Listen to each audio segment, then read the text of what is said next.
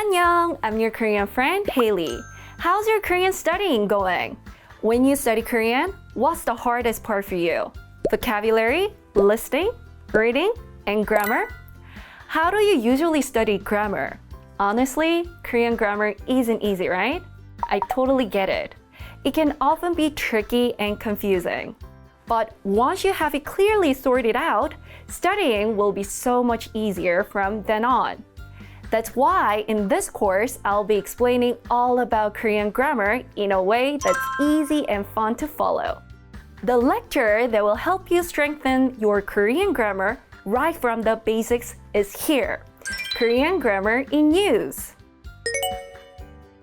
If you've studied Korean before, you've probably seen this book cover at least once. Korean Grammar in Use Beginning, also known as the Bible of Korean grammar. Its popularity has led translations in English, Chinese, Japanese, German, Spanish, and other languages. So Korean learners all over the globe can enjoy it without difficulty. Try asking ChatGPT, a highly rated book among foreign learners and Korean teachers, the Grammar Dictionary, and the must-have reference book. You'll get glowing reviews like this, one after another. You'll find that it's highly rated on Amazon and continues to receive excellent reviews every year. I've prepared a course using the English edition of Korean Grammar in Use Beginning. Shall we take a quick look at how the lessons using this book are structured? In this course, we'll start with the basics like Korean sentence structure and how to read numbers. Then we'll move on to essential grammar, step by step. I'll especially walk you through expressions that are often confused. And there is even a good things to know section to help you speak naturally, just like a native.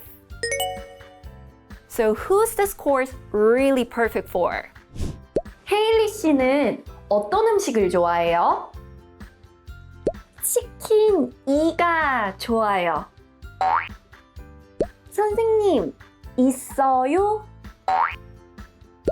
헤일리 씨는 내일 뭐 할 거예요?